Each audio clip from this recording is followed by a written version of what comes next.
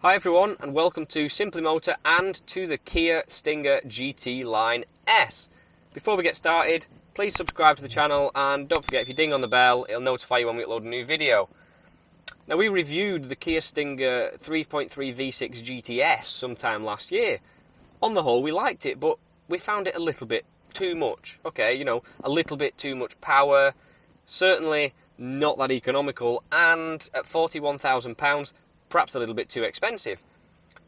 But what about this one then? This one is a 2-litre turbo petrol, slightly less powerful, cheaper. Could it make more sense to own as a whole? Well, let's find out, shall we?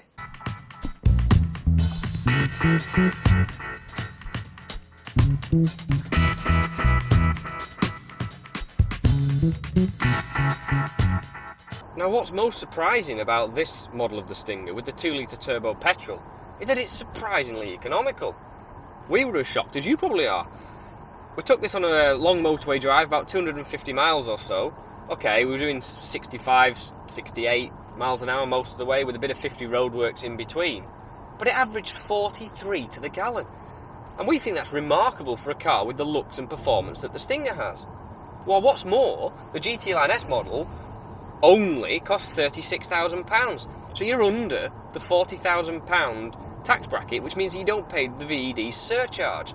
Now, over a 5-6 year period, that saves you a good 1,500 quid. So it's not to be sniffed at. Now, you can't really do a 3 good 3 bad video on a Kia without mentioning the equipment, because there's always lots of it. I mean, this Stinger GT Line S has absolutely everything you could possibly want on it. You know, you've got keyless entry and go, you've got electric front seats with a memory function for the driver, and it's even got this easy access feature where as you go to get out the car, it moves the seat and the steering wheel out of your way so you can get out easier. You know, you've got wireless charging, got adjustable drive modes, I've got heated and cooled front seats, I've got heated rear seats, satellite navigation, the list goes on and on and on. Your friends will always be impressed when they get in, just to show how much tech it's got. And it's really nice to see a car where you're not wanting for anything. Now, what we really like about the Stinger GT Line S is that it doesn't feel watered down in any way. The looks are just as aggressive and handsome as the GTS model. The engine, okay, it's not the 3.3 V6 level of power, but it's got 244 brake horsepower. This car fairly shifts. 0 to 60 is about 5.8 seconds. Inside, you've got all the same equipment, the same nice finish, things like Alcantara headlining. It's great. So really, it's whether or not you want that super performance or not. If you want something that we'd class as a more all-round car, the GT Line S actually makes more sense. Now, whilst this GT Line S model Stinger looks, for the most part, every bit as good as the full-blown GTS model, its wheels are a little bit disappointing. They're 18-inch, which on a car this size, when you step back and look at the side profile, they do look a little small. Weirdly, the GTS model, they're only 19-inch themselves, but because they're an open snowflake design, they just give the appearance of being bigger. What's also strange about the exterior of the Stinger, and this applies to the GTS model as well, is that there's no privacy glass, not even as an option, which on a big executive car would make it look better. Now, don't let those 4 exhausts fool you into thinking that this Stinger makes an absolute racket, because it couldn't be further from the truth. There's actually no noise whatsoever from the outside, which for a car that looks so aggressive and has the performance figures on paper to suggest it would make a racket, it just is a little disappointing. The only saving grace is twofold. Firstly, the V6 makes no noise either, so it's not like this is a problem that could be solved by buying the bigger, more expensive one. And also there is, if you go into Sport or Sport Plus mode on the drive modes, there's a synthesizer that plays sound through the speakers, and actually it's reasonably convincing, and it's enough to kind of get by when you're inside the car. Now, we mentioned in that long list of technology the blind spot monitoring system.